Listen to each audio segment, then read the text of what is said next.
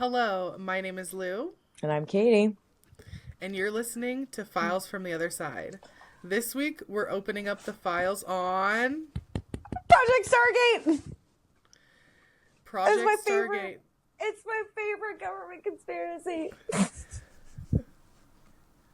Yes. And actually, will you fill us in on what you define conspiracy as? Thank you. Thank you so much. Yes, we need to talk about let me get some definitions out here for you guys cuz I'm going to be very specific about the way I use conspiracies versus conspiracy theories. Versus like hoaxes versus urban legends. Like so a conspiracy, when I say conspiracy, I don't add the word theory, it is something that actually happened. It is something the government actually did. That's why Project Stargate is a conspiracy, because it was an actual project. It was the CIA psychic project that they actually they funded through Stanford Research Institute for 2.5 decades. It's like 25 years or whatever. MK Ultra, also a conspiracy. Was 9/11 an inside job? Conspiracy theory. I'm firmly from a fuck no to an I don't know. So, but which is unsettling. What was a good? I said hoaxes, like the Majestic 12 hoax. That is a government perpetuated hoax because ufologists were getting too close to the truth and they needed everybody to shut the fuck up about Roswell. I love the Majestic 12 hoax because it was like fake, but it also like did the thing of proving that aliens exist while they were trying to get everyone off of the theory that aliens exist. And then mentioned urban legends because I love, love, love, love Project fucking the Philadelphia experiment urban legend slash hoax. If you want to say it's a hoax, that's fine. There was this one guy, Carlos Allende. I've heard it both ways. Who like made up that story? It became an urban legend. Like the Air Force's website calls the Philadelphia experiment an urban legend. Montauk Project, also probably an urban legend. You guys may know that from the basis of Stranger Things. Yes. So that is how I talk about it. A conspiracy is something that the government actually did. You can go to any .gov, like you can go to specific .gov websites and you will find proof of these things happening. Like what we're talking about tonight, Project Stargate, which was declassified in 1995, the year we were both born. They So, said, you know what? A new generation is born. For each generation, there is one special girl, and she is the Slayer. Actually, not after Buffy. Technically speaking, we're all Slayers. wait, Okay, I love that's that. just the lore. I'm sorry. It's it's that intrusive Buffy brain. I'm like, is it so obvious that I have not seen Buffy? Like, well, I'm just like Slay Girl. Yeah. Well, I'm so excited to get into Project Stargate, but the first thing I wanted to address before I talk my piece is how do you feel after that 2024 election cycle?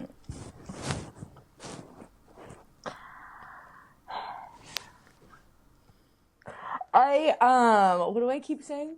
The white woman in me who wants to be an ally is like, you need to do better, and the recovered addict in me is like, well, I don't have the bandwidth to feel this powerless all the time. I don't know.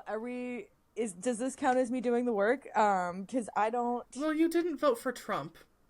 Yeah, I voted. I had an informed person tell me how to vote in the most progressive way, and I You don't have didn't to vote for reveal who Trump. you voted for, but if you didn't vote, I know you didn't vote for Trump, and everybody else can probably know that about you and me.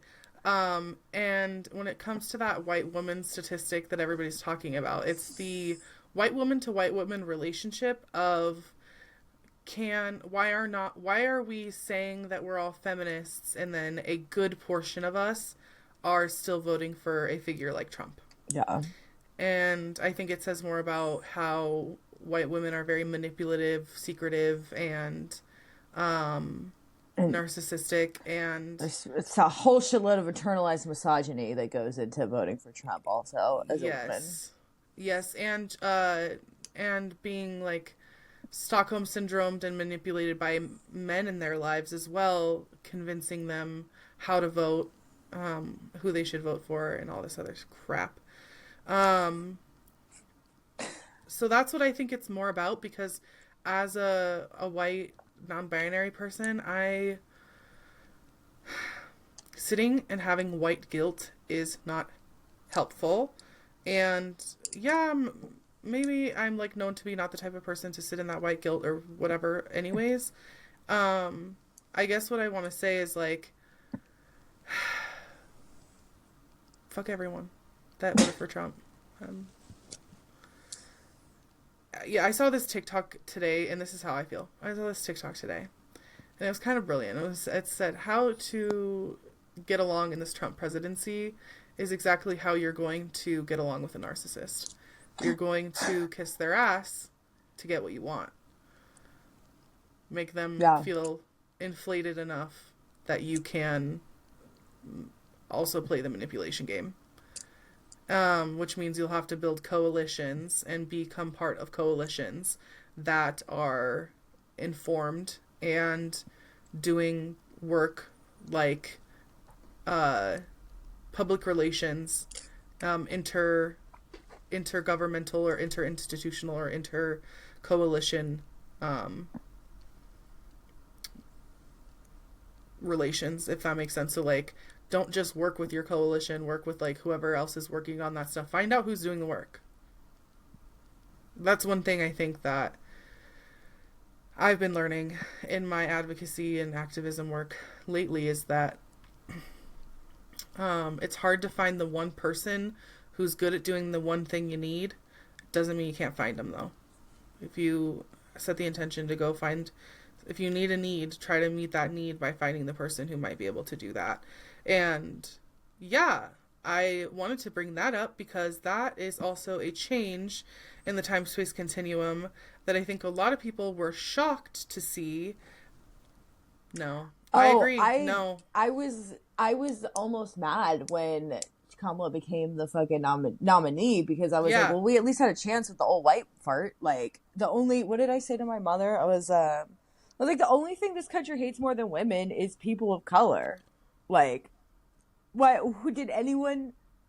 I maybe had 30 seconds when my mom told me how well she was fundraising at the beginning when she became the nominee. I was like, oh, maybe she can do it, but I am not shocked in the least. I'm starting to get a little doomsday after talking to my mom because I live in California, so I'm like,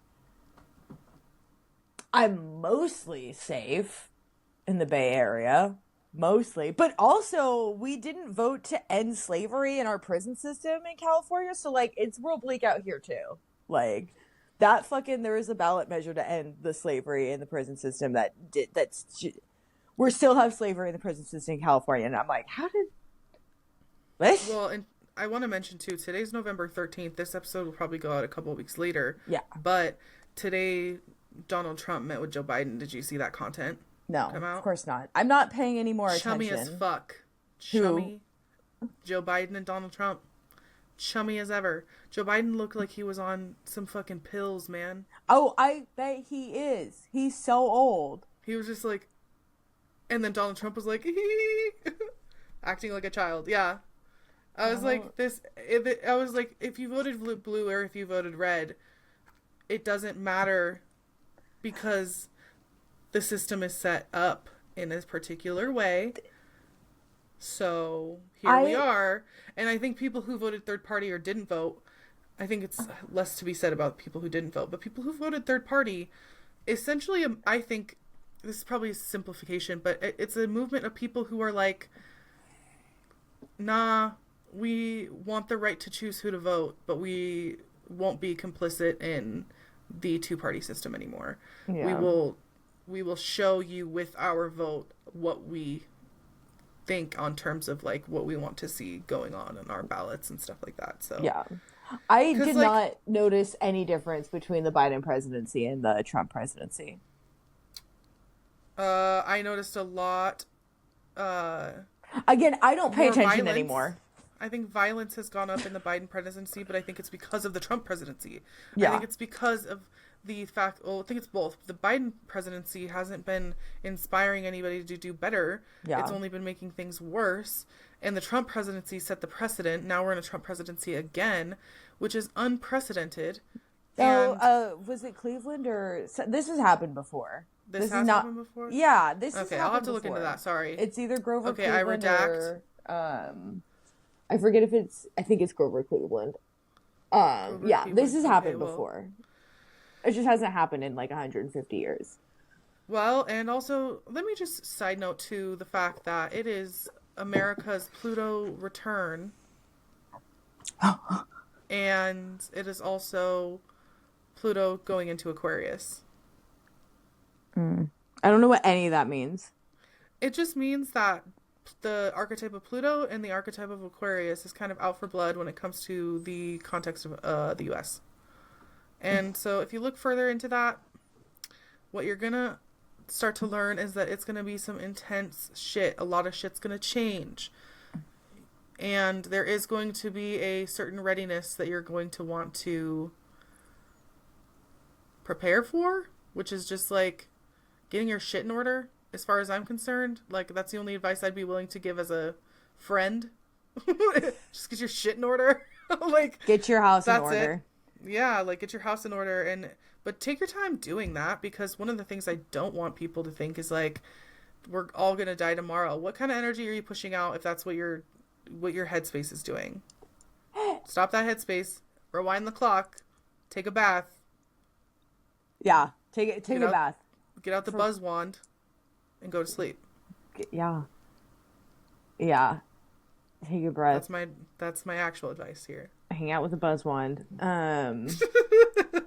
No, literally, Amy was so funny. We were comparing the sun, like when the sun goes down and where she lives, because she's farther north and where I live. And I was like, yeah, exactly. And hers is like, it's rising 40 minutes later and going down 40 minutes earlier. And she was like, the world is ending. And I was like,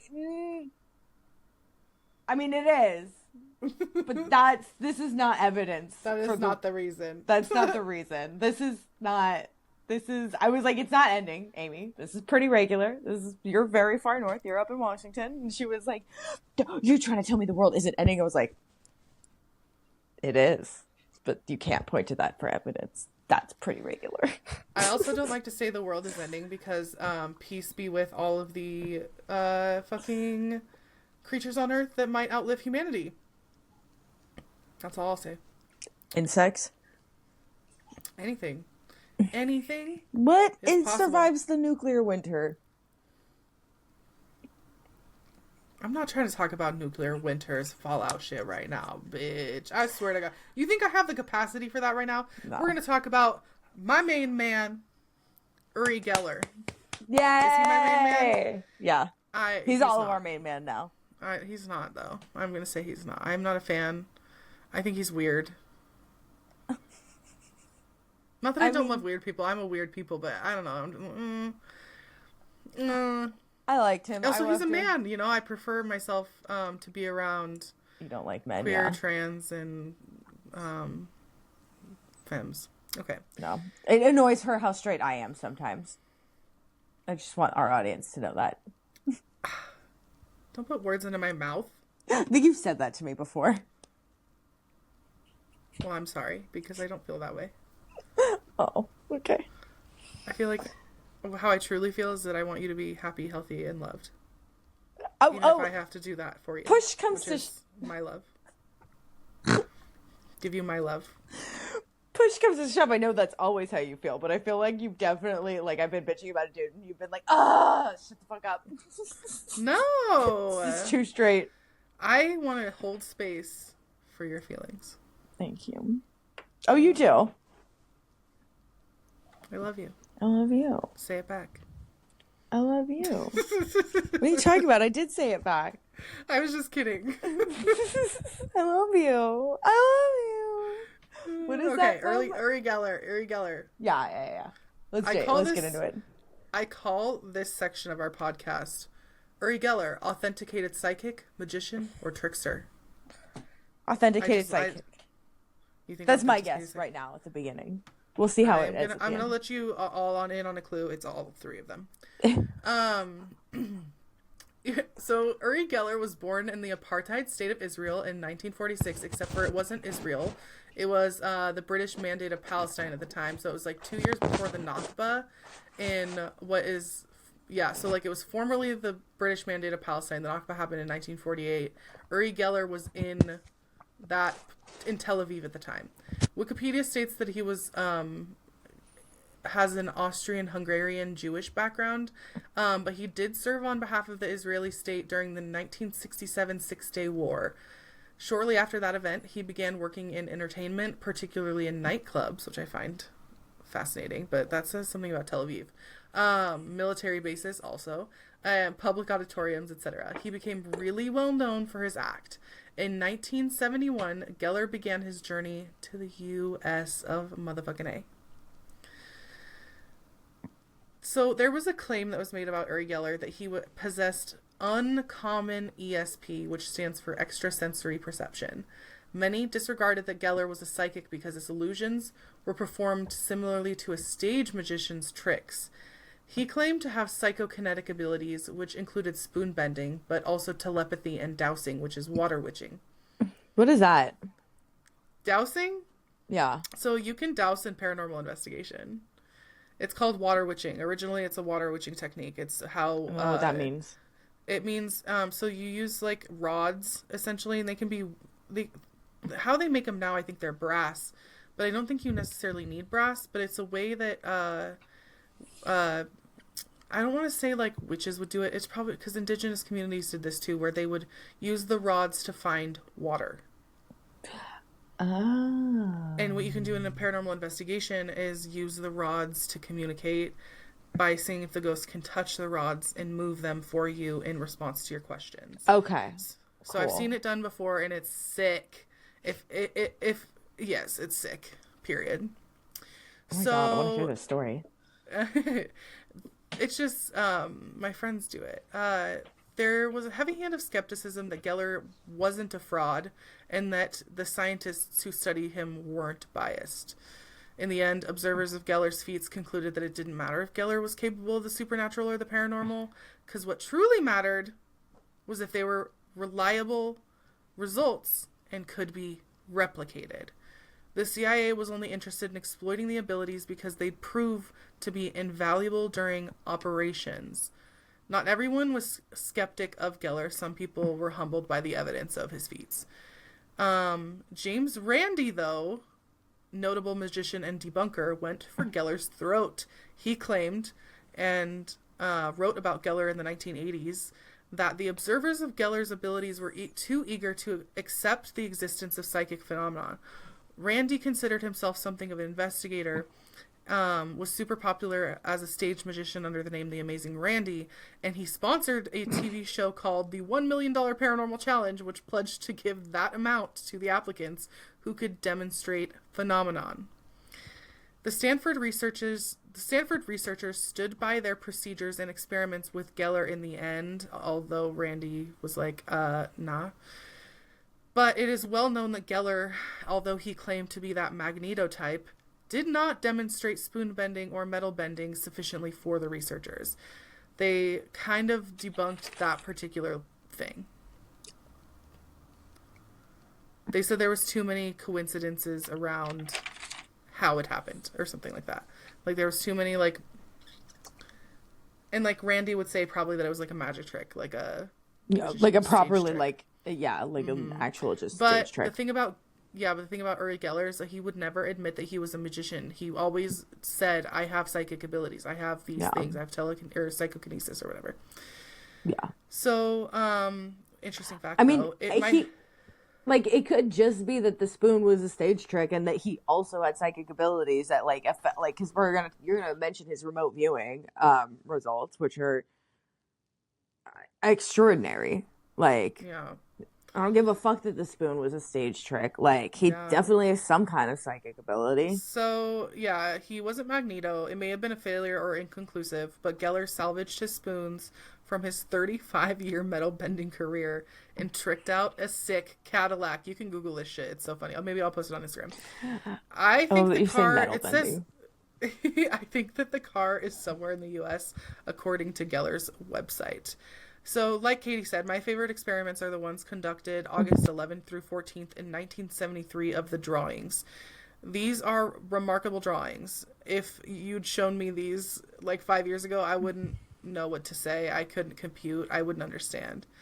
The drawings are the experiments that they did for remote viewing. So they did a bunch of shit. Like, it was like there are so many experiments that they did that basically they have this compilation of drawings in which you can see how they were trying to match the drawings. So you would see the drawing of the one person who was in one room doing it, and then you would see Uri Geller's version, and they would be almost identical. What's fascinating to me, really truly, about these drawings is the symbology that he gets after the first person has drawn the drawing. It's like he's getting the same message with like a little bit of mixed symbology in there. Yeah. Fucking fascinating to me, okay? So there's another document, it's called Parapsychology and Intelligence, a Personal Review and Conclusions by Dr. Kenneth A. Kress, and it states, tantalizing but incomplete data have been generated by CIA-sponsored research. These data show, among other things, that on occasion unexplained results of genuine intelligence significance occur. I think I wrote To that. say that, did you write that down too? I swear to God, I also wrote that down somewhere in my notes because I read that same article. Sorry, keep going. This is not to say that parapsychology is a proven intelligence tool. It is to say that the evaluation is not yet complete and more research is needed. I want to come back to that quote in a little bit, but I'm going to keep going about Geller. So it might be that because military and intelligence agencies are studying this phenomenon, particularly Uri Geller's remote viewing and psychokinesis, that they doubted the reproducibility of the paranormal functioning. Again, so what I'm saying is military and intelligence intention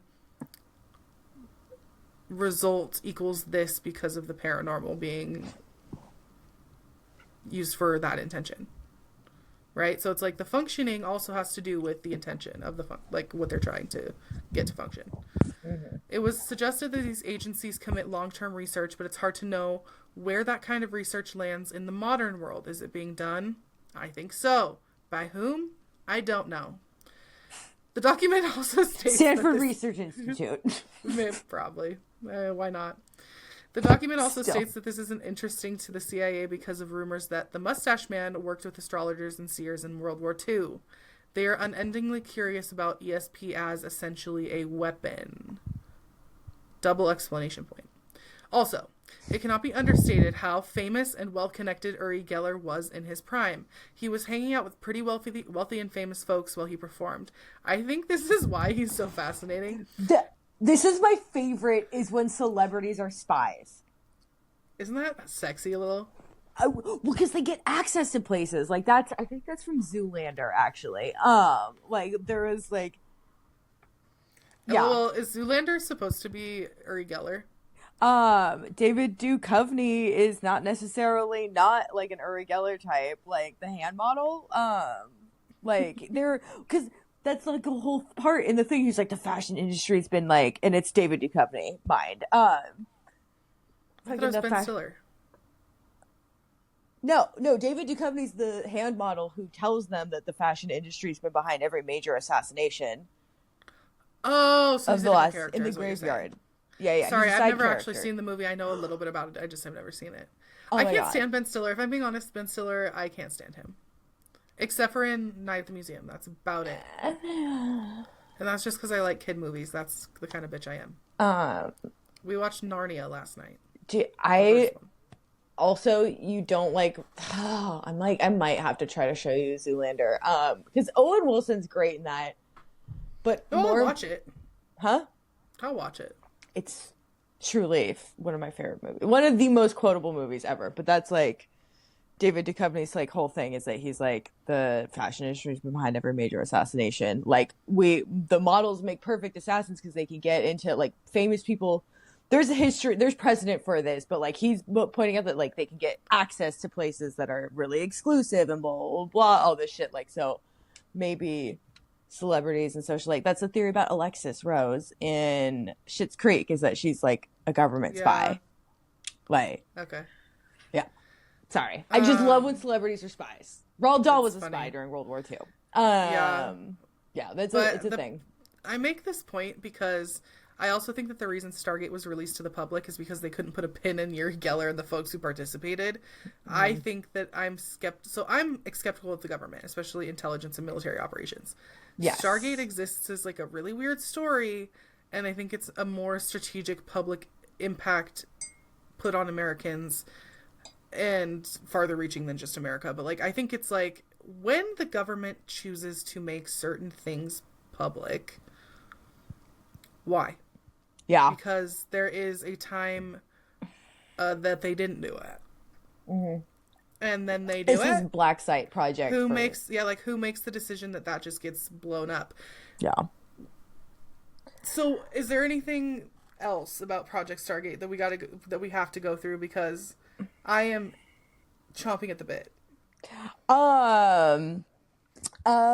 You know, they were doing. I mean, okay, Russell Targ and David. I mean, not David. Harold E. Puthoff were laser scientists. I was watching a lecture that Russell Targ did in the last like 10 years, and he was saying that like he was like, where I'm a laser, like I'm a physicist, I studied lasers, like, and then I did this fucking psychic program with the CIA for 2.5 decades, and he was like, and she was like, I specialize in things that cannot be seen. And he seems to think that all of their results, especially with Pat Price and Ingo Swann, he didn't mention Uri Geller even once in his whole lecture, but he talked about Pat Price and Uri Geller. Pat Price like helped with the fucking, when Patty Hearst got kidnapped, he was like looking out for her, and which I think is really cool because I'm from San Francisco, so I like grew up hearing about the Patty Hearst kidnapping. Yeah, Ingo Swann helped like write the remote viewing like handbook for the CIA and stuff, like how to train it for people. They had one of Targ's friends, Hella Hamid. Everybody's names sound so made up as I'm saying this. But I literally just watched this lecture where they were talking about, he was like trying to teach it to like a layperson. Um, and she was getting things right, and her precognition also, like seeing the future, was good too. Um, but I mean, so one of the actual physicists is like, we were able to produce like results that could be like, it was reproducible. Like we were doing this. He was like, I fully believe my methodology, like blah, blah, blah. Like, he was like, just like open your mind, like clear your mind and fucking perceive shit. He was really into it. I find it, and I think that this was real, and that we were just seeing shit, and the motherfuckers were actually seeing shit. They were saying like, okay, I've heard places that they were remote viewing to Mars, and in and out of the future. There was some past remote viewing. There was some future remote viewing. Crazy shit. Targ was actually asked if they saw Doomsday, and one of the fucking psychics, Joe McGonigal, was apparently did not perceive Doomsday. He got to live though. So here's the crazy thing. I want to come back to Pat Price because, baby boy, he was apparently really great, and the program was really accurate. Like produced a lot of like really accurate results, according to Targ. Not according to Kress. He dies in the middle of the experiments. Which I thank you for that face, because like from officially, I think it was a heart attack that they say. Fucking CIA psychic dies in the middle of the experiments. I don't fucking think that was an I will accident. say that even if it is a heart attack, it doesn't mean that he wasn't scared to death of something. Yeah, He didn't see exactly. something, that he didn't experience something while he was performing his abilities that caused the heart attack. I'm like I'm such a theorist. Like I'm like a conspiracy theorist. I definitely just watched a little Ancient Aliens snippet about how they were presenting evidence. They were talking about shit that I was like, I could not find this online. I also didn't spend more than 15 minutes trying to find it online. So there's that. But I could not find any evidence suggesting like any saying anything that this ancient aliens thing was saying. But they were like, he was killed. They fully were like, he was killed and his body was cremated before they notified the wife, so they couldn't perform like a post-mortem, right? Because he saw an underground alien base on Mount Hayes in Alaska. And that was why he was fucking... He knew too much. He knew too much! That's the reason they want to do shit like this, okay? Yep. Let's suspend ourselves in skepticism. Or because Russia did it. We're gonna put... Okay, yeah, well, Russia... Okay, I can't even address the Russia did it, because Russia did it scares me. Because I'm an American who's been instilled in the fear of the Russian government. And I also... It was Russian disinformation to make America look a fool. You could take comfort in that, because Russia probably didn't actually do it. Russia is still its own empire of... Oh, yeah. What it does to its own citizens. So, like, my main point being, like, I'm not trying to go inter-empire on this. What I'm trying to say, suspend, like, okay, this is what Greg and Dana say. They say put their skeptic hats on. We're going to suspend ourselves in skepticism here a little bit. Even if, what was I even trying to say? Even if you don't believe that psychic powers exist, what does exist is the study, the interest of the defense and intelligence community within our own federal government. Those two facts alone should make you pissed and scared. Terrified. Why? Because A, they're pissed because they're spending your fucking money on it. No, oh, well, if you don't believe in it, yeah. Okay, sorry. Well, like, I'm fine with them spending money on this, actually. Well, if there's transparency, sure, but also... Oh, no. Fund public education, fund healthcare for all if you're going to start anywhere. So, like I said, suspending ourselves in that skepticism a little bit, there is reason to be scared and pissed because we shouldn't be in this situation. We are. So, how do we move on from here? I don't have the answers. I don't have the answers.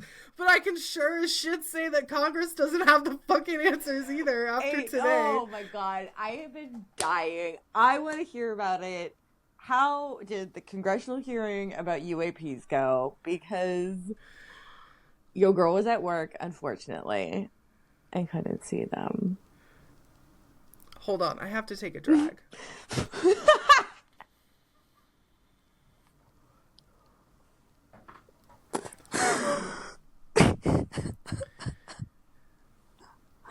It was a mostly Republican effort. Okay, so it says it's they're trying to pass a nonpartisan bill, but in terms of how many Republicans versus Democrats were represented in the question asking of the witnesses, I recorded only 2 Democrats out of 10 people. So that says something to me. So there were the leaders of the committee are Nancy Mace, Robert Garcia, Glenn Grothman, and Jared Moskowitz, who was standing in for Connolly. Okay, so the opening statements pretty much summed up from all 4 of those people. They're concerned with national security, trust in governmental institutions, and transparency to the public, declassification of records and collections, reporting on phenomena by pilots and military personnel to the government, continued research and conversations in Congress, and creating updated policies to address emerging threats, quote, by Grothman, whose statements were authentic but motivated by right-wing ideas. Moskowitz kind of said something in the beginning that I thought was interesting. He said, Americans have regular questions. He stresses that this should be a bipartisan task and stresses transparency for what's to come. What was in question was this document, which is called the Immaculate Constellation Special Access Program, entered into the record by Mace, given to them by the witness Schellenberger. Okay, there were 4 witnesses. There was Admiral Galladay, this guy Elizondo, this guy Schellenberger, and this guy Gold. Okay, out of all of those witnesses, if I'm just going to pass judgment because I am a judgy Poe, Gold was my favorite. Schellenberger was next. Elizondo was interesting, and the other guy, Galladay, he was a little mousy, but I don't think he was malintended. I think he was just, he's been through a lot of shit with this, I think. They all have. So Schellenberger, full on in his statements at almost the very end of the hearing, he says that he's willing to go to prison if whistleblowers want to tell him information. He said, I'm willing to go to prison if you are willing to come to me as a whistleblower. And yeah, Schellenberger said that. Gee, shit. And he says, I'm willing to, because he says he's not willing to out his sources. He's willing to protect his sources and go to prison doing so. So that's the kind of witness that Schellenberger is. Gold, he was talking about courage in the face of adversity, the pursuit of science, combating the stigma. So they've of all NASA because of the public seen trust. like UFOs and aliens and shit. All privy to the governmental comings and goings of UAP and non-human intelligence. Okay. Biologics. Yeah. Okay, so these motherfuckers have been to Hangar 18. Not necessarily. No, they know a guy who knows a guy who's been to Hangar 18, but they aren't willing to out their sources. Yeah. Right? These are the whistleblowers who are willing to out themselves and all that they Yeah. know.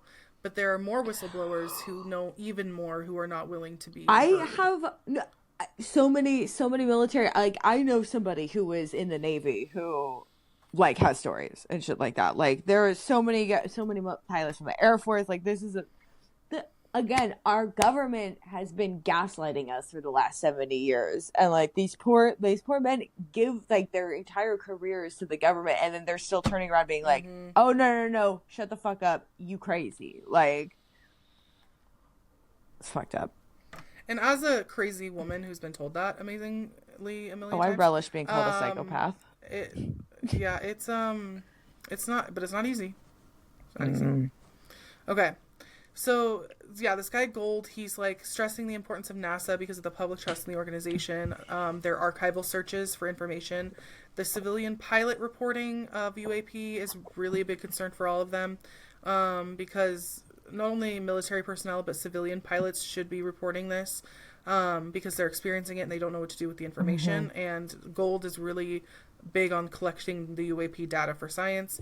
He, out of anyone in that courtroom, was the most excited about the potential for discovery and scientific breakthroughs, garnering new knowledge and fearlessness no matter how ordinary or mundane the findings, which I said, wow, to that, because I was like, this guy is representing... Just like the knowledge, like, why are we not, like, what are the elements? Like, what can we glean from the physics of their part of the universe? Like we could be learning so much if we started acknowledging... Like, even if it's just their first law of thermodynamics, like, what are their fucking, because again, your physics is based on your gravity, right? So, like. So one of the most interesting conversations that I found was between Congressman Timmons, who was a Republican, when he asked the question, what is the frequency of interactions happening? And Elizondo says, possibly frequent or infrequent, we don't know, but the increase of numbers of events, like they could be an increase of the numbers of events, or do they have the ability to analyze these things with the public interest? So it's like they could analyze what the government has, but how do they then gather what the public has? Right. So it's a matter of just like, not all of this is accessible to one body, is kind of how they're going about it, right? And so then Timmons asks, are they targeting military? Elizondo says maybe, but in the military, it's about calculus versus intent, and they have no idea how to measure intent with UAP or non-human intelligent biologics. And Galladay said, yes, we know about activity around military bases. Timmons thinks that these sightings are brash. He states it in the hearing. He's just like, he's like, I think they're coming out, like basically has the I think they're coming after us attitude, and he is confused about the intent. He's really concerned about the intent. And Gallader says, use the hearing to bulk up military capabilities. If you're going to do anything about it, what you should do is do this, which I thought was one of the stupidest pieces of information that one of the witnesses could have given. And then Timmons says the authorities need guidelines on addressing these experiences, meaning the police. Which I was like, oh, so we're trying to enforce police state bullshit now. So here's my problem with this hearing, okay? It is a right-wing fascist government who is perpetuating what information is public. When they talk about passing a bill to Congress saying that they want to declassify this information, what they're not saying is that they're declassifying it to the public. What they're saying is that the defense agencies and contractors are going to be forced to give the research and materials to Congress. Yeah. Congress then, and the president probably, will have the ability to declassify for the public. Okay, maybe that's an okay balance of power for some of the Democrats. To me, after seeing all that I've seen in the last year and a half with our government and our elections and our wars and whatever, it does not make me feel better. And I will say one other thing. I'm going to go all the way there for my audience. If the aliens are listening, peace, gratitude, reverence, love. That's all. That's all. That's all your message is from me. And I do not speak on behalf of the U.S. government, but I can tell you that that was bullshit. That was bullshit and scary. Am I a ufologist? Probably. We'll get certified, don't worry. We'll get certified. Yeah, MUFON will send us fucking credentials. Should we be those government officials that say, actually, this is what we're doing now?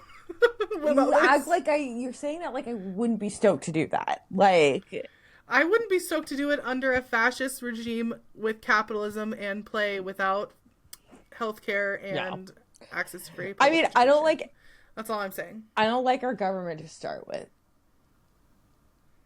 But I wouldn't be mad if I wouldn't be mad if Fox Mulder knocks on my door and is like, hey, I wouldn't be mad, but I would probably say no. I would never say no to David Duchovny. Well, it wouldn't be David Duchovny. I just meant the equivalent of a Fox Mulder. Oh, I was imagining. If he looked like David Duchovny, maybe not, but I don't know. I'm too gay for that shit. I'm too gay for that shit. I will hold my gay ground on this one and say no to the peni and to the offer, and I will say I am on the alien side. You got to contact my aliens to ask them what's up. How about that? Yeah, I am mad that they're like more military. Is that it shouldn't be a military. Like, clearly they're not attacking us. Like, so fucking. But this Timmons guy goes ahead and he's like, it seems like it's a brash, blah blah blah. It's like, no, because if it was brash, people would probably be more dead. People would probably be more dead. Like, that's the thing is that I'm like all these so you hear about like abductions and like lots of skin samples get taken, like blah blah blah, all this shit, like because like we're being studied. Like, who would we send out to go study more life? Our scientists. Like, these are just scientists that are coming and trying to figure out like what the fuck this life form is. Like, what are we? I'm asking us, what are we? I don't, know, like, is it a simulation? There was another quote that the guy the witness Gold, said that I thought was really fascinating. What was the note that he left off on? What did he say? Yeah, I just don't think that I think that passing it off to NASA is the best idea because, like, we need some sort of network for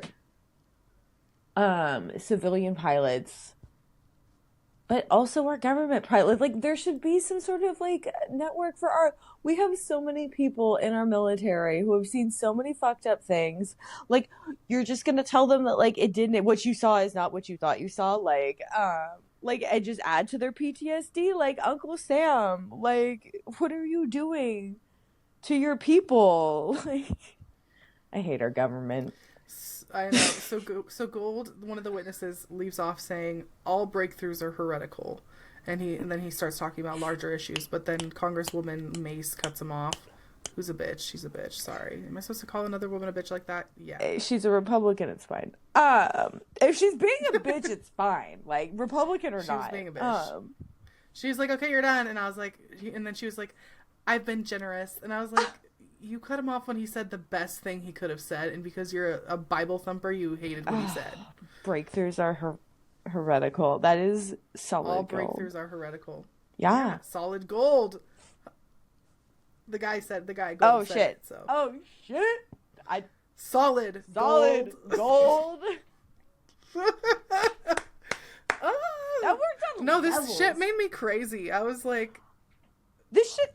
That's why I called you so fast. I was like, get on the phone now. I want to cry. And then you were like, what's wrong? And I was just like, well, the aliens, first of all, I can't speak on behalf of the aliens, but I've seen some shit as a paranormal investigator. And I just can say right fucking now, we're not asking the right questions.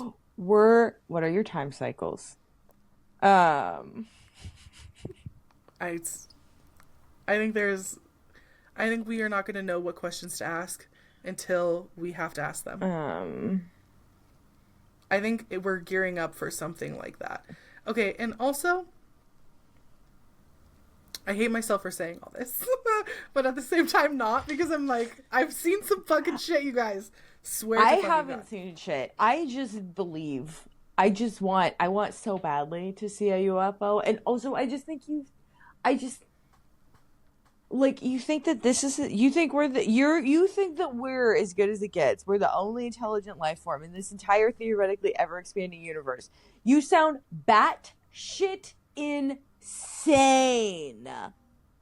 Like, yeah. you're the crazy. Like, if you think that we're the only ones out here, you're the crazy one. Like, well, and also there was a woman, I don't remember what Congress, because I didn't look it up, but she was a flat earther. She full on was like, I believe in a flat earth and birds are drones and all this stuff. And I was birds like, are dinosaurs. Great. They're not drones. Birds are dinosaurs. They're dinosaurs. Me and Haley laugh about the joke of birds are drones because I think it's the funniest thing, because we're like, it's just, who cares then? Who cares about anything then? Like, if birds are drones, who cares about anything? I guess that's where I end on the flat earth part 2, though. Anyways, so I'm mad about the effort that's being made, because it's not enough effort based on the things I've seen. But you know what? People like me are going to keep doing what we goddamn got to do about this stuff. And I don't know what that is. I don't know what journey I'm on with these aliens. I don't know if one day, sometime I'm going to look behind me and there's going to be a fucking Men in Black. I don't know. But I'm here to tell you, audience, that I love you. And here's the story. And come along this journey with us through the sacred fire. So. And on that I was going to say, our personal practices, go take a bath, spend some time with that buzz wand. Spend time, buzz wands. Get your buzz wands ready, girls. Fuck. Okay. Thank you for listening to this episode of Files from the Other Side. You can find us on Instagram at Files from the Other Side. Share this podcast if you like it, and don't forget to subscribe. And we'll see you on the other side.